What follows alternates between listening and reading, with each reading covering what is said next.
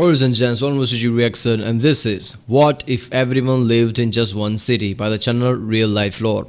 Yes, another RealLifeLore video. These are awesome explanation videos and always tackle some pretty, awesome ideas. Everybody just living in one city. What, 8 billion people living in one city?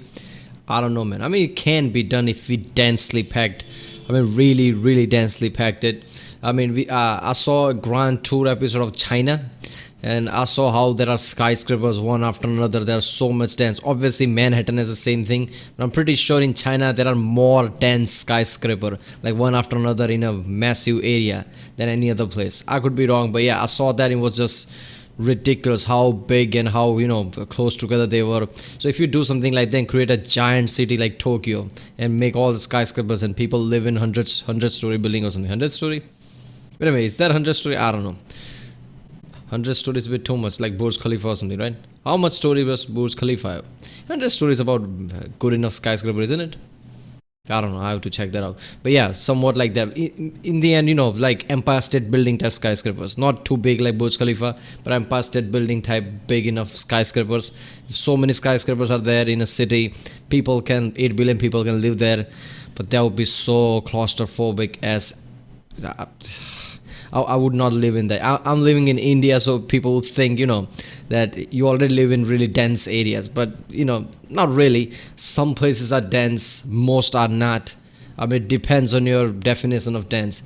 Everybody lives in the city. I mean, whoever lives in the city has just right amount of space, I guess. That's the same everywhere else. Obviously, if you go to other towns and areas, there's going to be more spaced out in other countries. In India, that's probably not the case, but in city it doesn't feel that bad. But still, I don't like too much crowded area. Whenever I see that, I just like, oh hell no. So I don't know how that would work, but obviously RealLifeLore is going to tell us here. Remember people, if you like my reaction, don't forget to like, subscribe, check out the reaction Sunday. There's a link in the description with all of my videos. Check out the cast for all the playlists, check out the end cards, and yeah, let's watch this one. As of March 2016, the number of humans alive in the world is at 7.4 billion people. But what if every single last one of us, everybody watching this video, including you, all lived together in the same city? How big or small would this city look like, and how close together would we all have to live? Let's pause and think for a moment about where we all currently live. 60% of us live in Asia, while 16% live in Africa, 10% in Europe, 8% in North America. 60% in Asia. India and China combined would be what? 2.5 billion. It's 8 billion people. So yeah, but there's also Indonesia and Pakistan, different places, Bangladesh. So yeah, 60%. That's way too much. So that's like what, 5 or so billion people just in this area alone. America, 5.5% in South America, just 0.5% in Australia and Oceania, and too little people to even register on the scale in Antarctica. So first... Alright, this just tells us that whenever people say there are way too many people on the planet and we can't fit them anywhere, it's not that we can't fit them anywhere. The places where people live is way smaller compared to the empty areas. So, and I'm not talking about jungles and things. I'm talking about just the areas that are just empty. You could use that, but people don't. Why population is an issue? Because of resources. We don't have resources. We don't have materials for, otherwise we would create even more cities. I mean, most people are migrating to cities now. The percentage area is increasing. Cities are incredibly small compared to all the land area that is to be used. So if we just create more and more cities, it just become more denser city area. And if we, obviously stop all the fossil fuels and things like that, pollution is going to go down. Increased cities is not going to be equivalent to more pollution. But if we start to, mine asteroids and things like that, if we master that, then population is not going to be an issue. By then, I think we would master, nuclear plants and things like that. Obviously, that creates, lots of wastage too, but those are nuclear wastage. That's a different thing. That's not, global warming. So, I think, growing population is not going to be as much as issue as people think it is right now. But as soon as we master mining asteroids, that's it. And the way Elon Musk is going on right now, people think he just want to go to Mars. I don't think you're understanding what he's trying to do. He's not just saying, okay, we go to Mars and just, dance there and have parties. That's not the case. He's tackling a frontier, dominating space. When he goes to Mars and makes it, everyday thing, like, look, Mars is open now, there's a colony there now. It's not just that there is Mars, he can only go to Mars. He opened the frontier of space. Now he can also tackle mining asteroids and things like that because he has a presence in space now. So, I don't think mining asteroids is way far away. I think in 50, 60 years, people would start to mine asteroids. How are they going to bring back? That's going to be an issue. But, yeah, I think they are going to figure out somehow. So once we start to master, mining asteroids, population is not going to be an issue, because look at that, 60% just live in this area, and other areas even humongous, only 8%, 5%, 16%. Obviously in India and China, population is bit of out of hand. Even with what I'm saying, it's bit of out of hand. In other areas, if population grows, it's not going to be an issue. We just need resources. First off, we would have to agree on which continent or island we would migrate everybody in the world to. 50.5% of everybody in the world currently lives in a city, so we would have to convince the other 49.5% of people to come and join us. So now, assuming that we have gathered everybody together in the same place to create our city, let's look at some real-life examples to see what living so close together might actually look like. Singapore is the most densely populated country in the world right now. 5,399,000 people live in the small country of just 710 square kilometers. Yes, Singapore is pretty small than I originally thought, man. Singapore was really small. I was surprised when I learned that. But it's obviously densely packed. I don't know much about Singapore. I would, think the most part of it is like city-like areas. So that's why. But Singapore is really small than I thought. That means that for every square kilometer in size within the country, there are 7,605 people living out their lives on average. But Singapore... Alright, I'm gonna guess right out of the bat. The most densely packed any area is going to be in India. Or China, but I think it's going to be in India. Like some small portion of area where so many people live is going to be in India. is a country the size of a city, and there are much more densely populated cities than that already in the world. For reference, downtown Manhattan in New York City has a population density of 26,939 people every square kilometer. That's a lot of people very close together, but we're just scratching the surface. The densest city in the... Yeah, but Manhattan is just, ridiculous. I've never been there. But people who I know, my friends, have gone there. I've seen the, I've video call with them, and I've seen the how skyscrapers look. It's just ridiculous, man. It's just building after building after building, and it's scarily tall. Manhattan is just, surreal when you think about it. It's awesome. But it's not so dense that you would be like, oh, people are way too close together. It's fine. I think Manhattan is the densest thing you could live with, without getting claustrophobic, like this is way too close things. The world right now is Manila in the Philippines, where you will find 41,515 people every square kilometer, but Manila's total population is relatively low, at just 1,780,000 people. The density of people is just so high because they all live together in such a small space. The biggest concentration of people in one place anywhere in the world can be found here in Japan, the Tokyo metro area, home to 36,923,000 people. Alright, a few years ago I didn't even know that Tokyo is the biggest city there is. Then I learned that it's biggest city there is. Then I started to research about it and realize metro city and Tokyo city is so big that is much bigger than London and other cities. I mean, more than twice or something like that. If you put together with any other massive cities, Tokyo looks immensely big. I didn't even know that the Tokyo was that big. To put into perspective just how enormous Tokyo is, I'm going to show you two examples to illustrate the point. First, this is an image of the United Kingdom with the area of the Greater London Metro highlighted in red. And if you think that looks big, this is the Greater Tokyo Metro area highlighted in blue. As I was saying, RealLifeLore obviously put it into the, visual, I guess. Obviously, RealLifeLore would do that. I don't know what I was saying. I should have paused more. I should have, wait for this scene to come then talked. But yeah, Greater Tokyo, look at that. London is it's more than twice. It's way bigger than I thought. Look at that. Greater London is just small compared to the greater. So Tokyo is immensely big, man. I didn't know that. It's truly gargantuan, but on to the second example. This is an image taken of downtown Tokyo, but if we zoomed out further to here, then the exact location of downtown grows much harder to find. Look at how densely packed buildings are. This is way dense. Look at that. I've never seen any other city that is like that.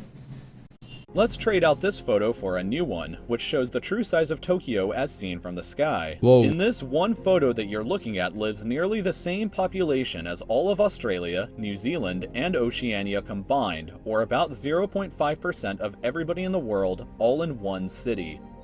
Alright, when I was a kid, I was hating this thing. I don't know if it's true or not. Obviously, I was a kid, so I didn't research it at the time. But people said that Japan is sinking every few years. Is that true? I don't know how to know search about that. Japan is sinking. If that's the case, this Tokyo and eventually this will be underwater. So where will all these people go, man? Look at that. Tokyo is the largest city there is. But we still have the other 95.5% of the human population to think about, and we can still fit people into a much smaller space. Right now in 2016, the highest concentration of people living in a smaller place there in the you go. city I knew is it. probably within the city of Mumbai, India. Located within the city is a slum called Dharavi, which is an area just 2.17 square kilometers in size. If we think about that size and compare it to Central Park in New York City, the Dharavi slum would only take up 64% of the same size, or not even 2/3 of the area. And living in that cramped, tiny space are anywhere between 700,000 to 1 million people. Averaging out those numbers, we get 391,705 people every square kilometer. Now, this number here is the highest number of people in the world today that live in a square kilometer. As recently as the 1980s, however, there was a place that was somehow even more frighteningly claustrophobic. The most densely populated place known in history was the Kowloon Walled City, which was located here in Hong Kong. To get some kind of idea of what we're going to be talking about, this image is an aerial view of the city from 1987. You can kind of get some scale. That's not a city. Look at those trucks and this field. This is small town or something like that. Of it by looking at the basketball courts over here on the right or the trucks over here on the left, but the overall total area of these buildings is just 0.26 square kilometers. Another way to possibly imagine how tiny that really is this way. Here are 3 American football fields side by side. The Kowloon Walled City would be just a little bigger than them put together. And 33,000 people were living in that tiny space, meaning that if we stretched that out to a full square kilometer, the population density would be 1.2 million people. Living that close together would look something like this image, and this number is the absolute limit that we've ever seen in the real world of how many people can live together in such a small area. So now let's visualize how big our hypothetical global city would. I'm not gonna lie, I can't live there. I cannot live like this. This is way claustrophobic. This is why whenever they show that, Blade Runner type of universe, advanced, future cyberpunk type of universe, and they show how many people are there, they're way too much cramped. I don't like that. And I also don't understand that. People think that these are massive cities and people will just, population will just grow and grow and people will just come to those areas and it will become too overcrowded. I mean, people can create new cities too if needed. I mean, come on. If we have good enough resources, why can't we create more cities? I mean, cities are not that many, like I said. They're very small compared to all the other land available. So, yeah. Would have to be according to the different population densities that we have been discussing. First, let's imagine something a little comfortable. Let's take the city of New Orleans in Louisiana, whose population density is about 784 people per square kilometer. On that scale, our global city would be about the same size as roughly the continental United States. Whoa, that's big. I mean, if you take all the people and just cram it into the entire US space, which I don't know how we do. What about Nevada and all the Death Valley and deserts like that? But yeah, if you do that, it won't be as cramped as people would think. It just most of the spaces will be used, I guess. Yeah, I mean, look, people, as I'm saying about creating cities, and people like it's not that easy. I mean, Bugsy Siegel created, I think, Las Vegas. So in the desert. I mean, it was successful. Now it's a giant city there, awesome looking city. So it's not that hard to do it, man. If we moved on to the density of, say, Austin, Texas, we would be looking at a city that is about the size of Australia with room left to spare. But we want to get even smaller than that, so we're going to try fitting everybody into the same density as Chicago next. On that scale, our city would be about the same size as Iran, but let's get even smaller. At the density of Singapore, we could fit the entire human race into just the states of Texas, Oklahoma, and Louisiana, already considerably smaller than at the New Orleans density. But we're going to keep on getting even smaller. At the density of Manhattan, we would be looking at a city about the size of Ecuador here in South America. And if Whoa, really? At the density of Manhattan, all the people could fit in this small area. I mean, like I said, density of Manhattan is not that bad. I mean, you could live there without feeling claustrophobic so much. And 8 billion people can fit there. That is surprising. we had a city with the same density we see in Manila, then everybody in the world would fit inside the US state of Missouri. But to get even more frightening and claustrophobic, our global city with the same density seen within the Dharavi slum in Mumbai would be about the same size of New Jersey. And finally, at about the Yeah, I mean, but why would you do that? That's way too close. And Dharavi just a small portion of people, alright? But you know, if all the people would live like that in this big area at that density, that would be a bit too much. Absolute real-world limit. If we built our global city with the same population density as Kowloon Walled City, we would fit every single person in the world into an area about the same size as Palestine, which itself is only about half the size of the Tokyo metro area. Let's put all of these different sizes in a row to get possibly the best visualization. First, we have a city with the same density of New Orleans, followed by Austin, Chicago, Singapore, Manhattan, Manila, the Dharavi slum, and finally the Kowloon Walled City. Yeah, this is just way too small. I mean, if you create, like I said, immense taller skyscrapers one after another, and everybody lived there, vertically and horizontally space used properly, maybe, but that is just like, no, this is way too much. I think at best, like I said, Manhattan is fine. Even there, with all the people who feel crowded, this is, yeah. Whichever way you look at it, living together in the same city would be both bizarre and leave an enormous amount of empty space left in the world. I hope that you enjoyed watching this video, and if you did and want to stay updated... Yeah, this was a good video. I think that's where the future is going. Dense, massive cities with tall skyscrapers where lots of people are living there. That will free up lots of other lands. So, you know, lots of green spaces would come back, I guess. Lots of jungles would grow back. Yeah, you know, ecosystem will thrive, I guess. We will get out lots of our resources from, you know, asteroids and things like that. I don't know. That could be true.